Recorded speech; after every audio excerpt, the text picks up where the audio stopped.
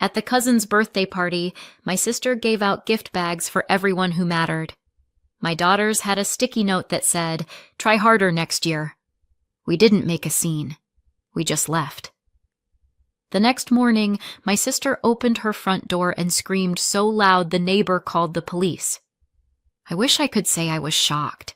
I wish I could say that when I saw what they gave my daughter, my blood ran cold or that time slowed down, or whatever it is people say in those dramatic movie moments. But the truth? It felt like something I'd been waiting for. Not in a hopeful way, in a dread-heavy, of course it's coming kind of way. The party was held at my sister's house, which is basically a Pinterest board come to life. Giant balloon arches in perfectly coordinated colors. A dessert table that looked like it had its own PR manager, matching t-shirts for the birthday twins that said "Born to Shine." Kids running around with hand-stitched party bags clutched like treasure. My daughter clutched mine. She's 7. She wore the sparkly hairband she picked out herself that morning, the one she said made her feel like a galaxy. She was nervous before we arrived. She always is with big crowds. But she practiced saying happy birthday in the car twice. She even made 2 little cards herself, one for each cousin, drew little stars on them, signed them with love. I was proud of her just for showing up. My husband and I stayed near the food table, exchanging polite small talk with people we barely knew. I tried to ignore how my sister barely acknowledged us, how my mom gave me that brittle smile that said, "Don't start anything." How my father nodded once and went back to carving ham like it required surgical focus. Then they handed out the gift bags. Each one had the child's name in glitter letters, stuffed animals, bubble wands, personalized water bottles, a tiny keychain with the first initial. One by one, the kids beamed and tore through them like it was Christmas morning. Then they handed one to my daughter. A plain white paper bag, no glitter, no name, just a single sticky note slapped crooked across the front. In my sister's handwriting, "Try harder next year." My daughter blinked at it like maybe she was reading it wrong, like maybe there was something inside that would explain the joke. She reached in.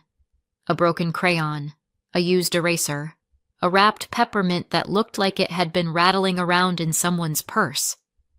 That was it. I saw her throat tighten. She glanced at me.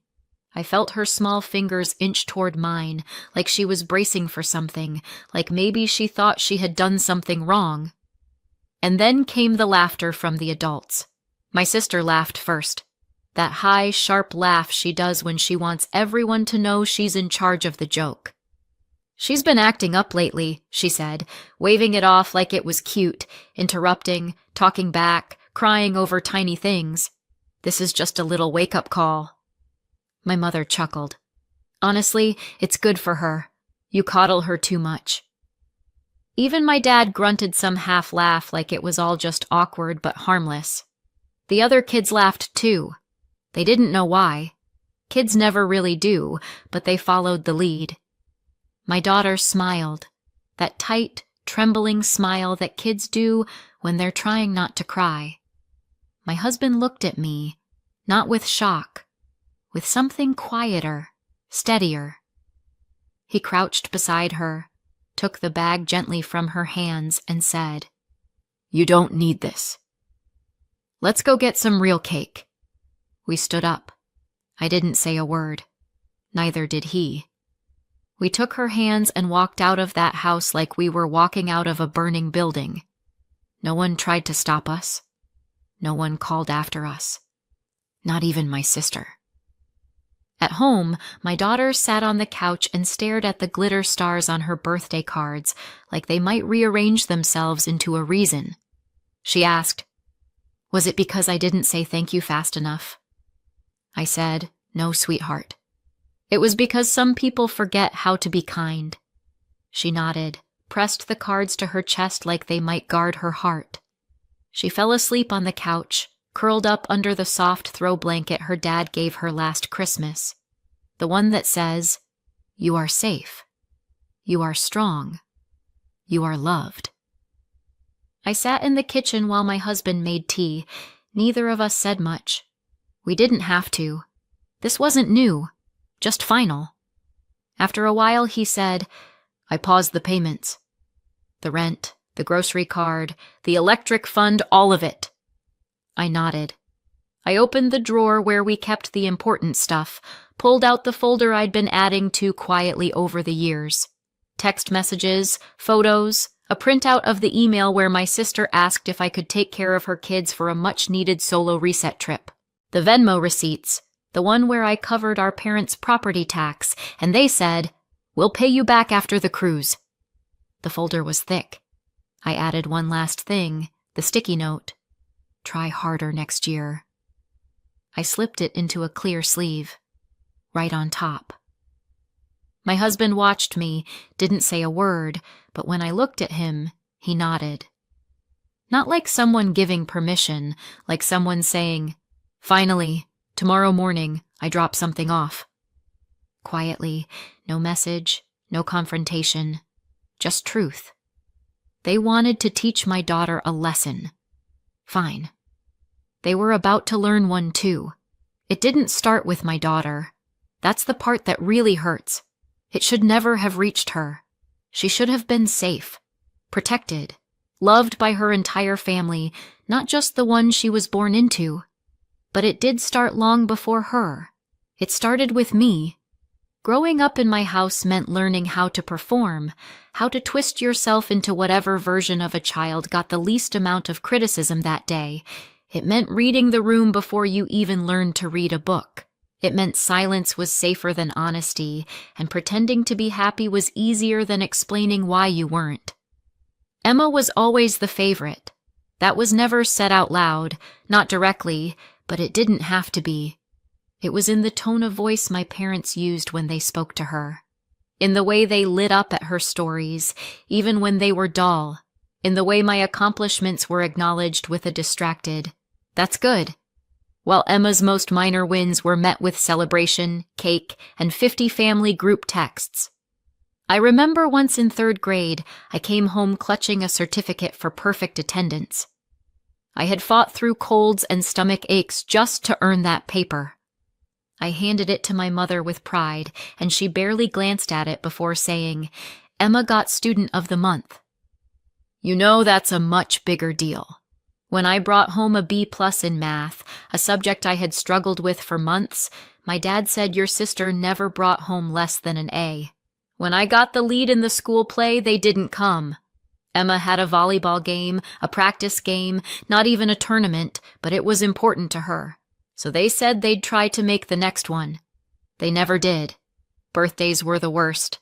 My parties were always joint celebrations with Emma, even though our birthdays were nearly 2 months apart. My name was an afterthought on the cake. One year, they gave us one present to share. It was a pair of rollerblades Emma's size. I was always too much or not enough. Too quiet, too dramatic, too shy, too opinionated. I cried too easily. I asked too many questions. Talked back. I sulked. I didn't smile enough. I didn't smile the right way. There were no bruises, no yelling, just a constant low hum of not measuring up and then being told I was sensitive for noticing. When I was 15, I came home crying after a teacher accused me of cheating on a test. I hadn't. I was devastated. My mom's response was, "Well, you do keep to yourself a lot. Maybe you look suspicious. Next time, try to smile more and act normal." At 17, I finally got the courage to tell my parents I thought I might be depressed. My mom rolled her eyes and said, "That's the new trend, isn't it? Everyone thinks they're depressed. You're bored. Find a hobby." Emma told me I was being dramatic, then borrowed my phone charger and never gave it back. By the time I left for college, I was numb. I didn't expect them to come to move-in day, and they didn't disappoint. They mailed me a card a week late with $25 and a sticky note that said, "Don't blow it." I didn't blow it. I got through school, found therapy, learned how to name things. Emotional neglect, scapegoating, passive-aggressive control. I learned how to unlearn it. When I met my husband, I was still afraid of being too much. I apologized for crying during a movie. He just handed me a tissue and said, "That part hit hard, huh?" Like it was the most normal thing in the world. He was the first person who ever asked what I wanted for my birthday and actually got it right. Not because he guessed, but because he listened. When I told him about my family, I downplayed it, made it sound quirky. He didn't push. But the first time he met them, he squeezed my hand under the table. After dinner, he said, "You weren't exaggerating." I let them back in when we had our daughter. I wanted her to have a big family, cousins, holidays, grandparents who doted on her. I wanted her to have what I didn't. It started slowly, my sister commenting on my daughter's clothes. "She dresses a little offbeat, doesn't she?" My mom insisting that my daughter should hug everyone even when she didn't want to. "Don't be rude, sweetie. Give Uncle Bill a proper hug." My dad making jokes about her being soft when she cried at loud noises. "Better toughen up if she wants to make it in this family." I tried to explain. I told them she had sensory processing challenges, that she needed support, not shame, that she was doing her best. They rolled their eyes. "You're overreacting. She's fine." Emma called me a snowplow parent, said I was raising a future doormat. And when I set boundaries, I became the problem, the difficult one, the dramatic one. Every time I stood up for my daughter, it was met with the same tactics they used on me. Minimization, mockery, cold silence. Sometimes they even pitied me, which was worse. "She just wants to feel important," my mother whispered once to Emma, not realizing I was within earshot. Let her have this. Like advocating for my child was a phase tantrum. And I let it go. I let it go more times than I can count because I kept hoping it would get better, that they would come around, that maybe this time they would see her, really see her. But they didn't. They saw themselves, their need to feel superior, their desire to maintain the hierarchy that kept them comfortable. My daughter was just the next in line for the same treatment they gave me. Only now, I knew what it was, and now I had a choice. I could keep giving them chances, keep letting them break her bit by bit the way they broke me, or I could stop the cycle. I chose her. I chose me. And tomorrow they'll understand what that means. We didn't sleep much that night. My daughter eventually drifted off, her fingers still curled around the birthday card she'd made for her cousins. I stayed up on the couch, watching the cursor blink on my screen like it was daring me to finish what I'd started. At 4:07 a.m., I emailed the landlord, the one who manages the duplex my sister lives in. I explained that I would no longer be paying the monthly supplement we'd agreed to. That arrangement was unofficial, but the landlord knew my name, knew the rent always came from our account. He replied within 20 minutes. "Understood. I'll notify her of the updated balance today." At 4:49 a.m., my husband drafted the letter to the loan company about the car. It was our name on the documents, our credit on the line, our money that made the down payment. Emma had defaulted twice before we stepped in. This time, we didn't step in. We stepped out. At 6:02 a.m., we printed everything. Texts, emails, screenshots of group messages where my daughter was called difficult, where Emma wrote, "She's going to be just like her mom, oversensitive and exhausting."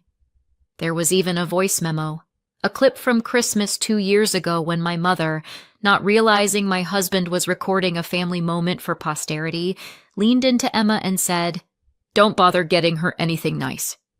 She never appreciates it anyway." They were talking about me. By 7 a.m., it was all in the folder, labeled, annotated, bound with a crimson ribbon I found in the junk drawer, a ribbon from one of Emma's kids' birthdays. I didn't plan that part. It just felt right. At 7:30, we drove to my sister's house. No words, just the envelope.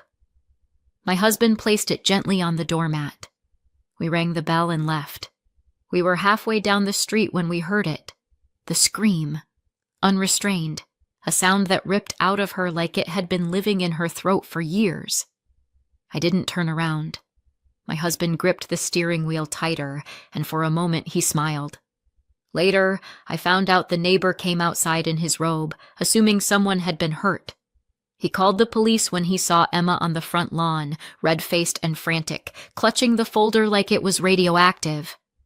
When the officers arrived, she tried to tell them it was harassment, that her crazy sister was trying to destroy her life. They flipped through the folder. Then they calmly told her it was a civil matter. Nothing illegal, nothing worth escalating. This is the truth. By noon, my phone had exploded. 38 messages from my sister. The first few were all caps rants. "What the hell is wrong with you? You think this is funny?" Then came the guilt. "We are family. You can't do this to us." Then the begging.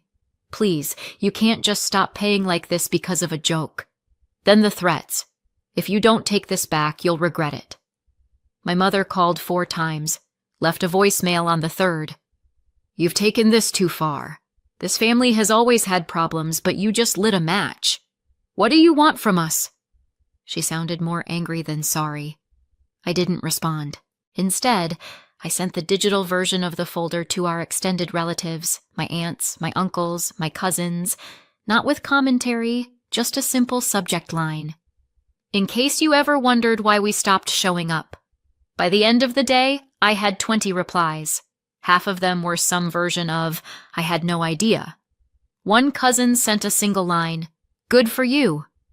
The real fallout started 2 weeks later. The landlord followed through. Emma had 30 days to pay the full amount or face eviction. The loan company flagged the car. Her late payments triggered a review and she received a warning. My husband smiled when he saw the notification. My parents called my husband. Not me. My husband. "She won't listen to us," my mom said, "but maybe she'll listen to you. Tell her we're sorry. Tell her she doesn't have to do this." He told her the truth. "She's not doing this to you. You did it to yourselves." They showed up at our house the next morning. My daughter saw them through the window. Her face went pale. I met them at the door, didn't let them in. "We just want to talk," my dad said. "This is getting out of hand." "No," I said. "This is called consequences." My mom tried to cry. There were no tears. I didn't budge. They left a card in the mailbox, one of those generic sympathy ones. Inside it said, "We miss our family." I sent it back with a sticky note. So did I. And then I went back inside where my daughter was reading on the couch, her legs tucked under a blanket, her face peaceful. She looked up and asked, "Were they mad?" I shook my head. "They were loud." "That's not the same." She nodded. That night, my husband took us out for ice cream. We didn't celebrate. We just breathed. But in that quiet breathing, there was something new. Peace. And it was loud as hell. For about a week, there was silence, or rather quiet rage humming just beneath the surface. My sister had gone nuclear. Sure, but after the initial scream, the flurry of texts, and the failed attempts at guilt, things went dark. For a moment, I thought maybe that was it. Maybe finally, they had gotten the message. They hadn't. 10 days after the front door folder drop, my daughter came home from school with a note in her backpack from Emma. It was on pastel stationery with little hearts on the edges like it was meant for a child. Inside the message was short. "If you ever feel sad or confused, remember Auntie Emma loves you. You can call me anytime, even if your mom says no." My daughter looked up at me confused. Did I do something wrong? I felt the fury rise in my throat before I could stop it. This wasn't just about boundaries anymore. This was manipulation. Targeted, deliberate, and low. I called the school immediately. Turns out my sister had used one of her friend's names to get access to drop something off for a niece. No ID check, no oversight, just a sticky smile and a name. That afternoon, I filed a formal no-contact order with the school, with the district, and with the police. I sent a cease and desist to both my sister and my parents. My lawyer sent a follow-up. 2 days later, a fake account started tagging me on social media, calling me ungrateful, posting blurry childhood photos with captions like, "Some people forget who raised them." Another anonymous message read, "Just remember, kids grow up. One day she'll know what you did." That was the final crack. I sent everything to my lawyer, who forwarded it to law enforcement. My sister posted a crying selfie captioned, "When your family turns on you." Cue the sympathy parade until the truth started leaking. Quietly, one aunt, then a cousin, then another cousin. Screenshots circulated. Voicemails were replayed. People saw the receipts the same way I had. My parents didn't take it well. They tried to rally the extended family with an emergency Zoom call. I didn't attend, but apparently when someone asked why I hadn't been invited to Grandpa's birthday last year, my mother froze. Someone else asked why Emma had been dipping into the family emergency fund when she's the only one with a stable salary. Another asked about the birthday party, if the story going around was really true. It was. By the end of the call, 4 people had quietly left the meeting. My parents stopped posting photos of family events. My sister deleted her account. Then came the letter, a desperate rambling thing from my mom written in blue ink on monogrammed paper. "Family is messy. We made mistakes. But at the end of the day, we are all we have. Don't punish everyone forever for one misunderstanding. Your daughter will regret this distance. So will you." I didn't respond. Instead, I framed the letter, hung it beside the sticky note that started it all. "Try harder next year." Then I helped my daughter hang fairy lights around her new bed. She picked the soft ones, the ones that changed color slowly, like breathing. Her breathing had changed too. Easier now, softer, not tight and guarded like before. She made new friends. 2 girls from art class, sweet, curious, gentle souls who didn't laugh when she needed to cover her ears or take breaks. She started sleeping through the night. One morning, she told me, "My heart doesn't feel like it's buzzing anymore." I hugged her so tightly she squeaked. And then one last thing happened. At the end of the school year, her class hosted a family day. Students could invite one adult to sit with them, eat cookies, and see their art projects. She chose me, of course. Her project was a painting, abstract, all swirling galaxies and soft pink comets. In the corner, she had written in black paint, "Safe is better than big." On the drive home, I asked if she wanted to stop for ice cream. She said yes, then paused. "Mom." "Yeah, baby." "You did the right thing. Even if they call you mean, even if they never talk to us again, you did the right thing." I blinked hard against the lump in my throat. "Thanks, sweetheart. That means everything." She leaned back in her seat, smiling. Later that night, I checked my email one last time before bed. There was one new message from Emma. No subject line, no salutation, just 6 words. "Are you happy now?" "You won." I didn't respond. I didn't need to. But she was wrong. I didn't win. I walked away, and for the first time in my life, I didn't look back. Maybe I went too far. Maybe I didn't go far enough. Sometimes I still wonder if I should have said more at that party, or if leaving in silence was the loudest thing I could have done. I wonder what my daughter will remember years from now, and what she won't have to unlearn because I stopped it in time. But now I want to ask you, if it were your child, would you have done the same? Would you have walked away, fought back harder, let it go? Tell me in the comments, what would you have done? Did I do the right thing, or did I cross a line? And if you want more stories like this, raw, emotional, and honest, hit subscribe.